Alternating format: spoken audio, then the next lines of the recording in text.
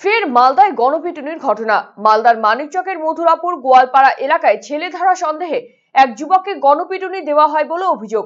জানা গিয়েছে, রাত 11টা নাগাদ এক যুবককে ঘোরাফেরা করতে দেখেন স্থানীয়রা। এরপর তাকে ছেলে ধরা সন্দেহে গণপিটুনি দেওয়ার অভিযোগ ওঠে।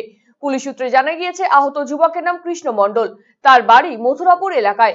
কর্মসূত্রে তিনি দিল্লিতে থাকতেন বলে জানা গিয়েছে। ঘটনার খবর পেয়ে রাতেই মানিকচক থানার আইসি পার্থসারথী হালদারের নেতৃত্বে বিশাল পুলিশ বাহিনী এলাকায় এসে আহত যুবককে উদ্ধার করে মানিকচক গ্রামীণ হাসপাতালে ভর্তি করে।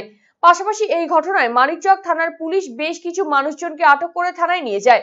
গোটা বিষয়টি খতিয়ে দেখছেন পুলিশ কর্মীরা।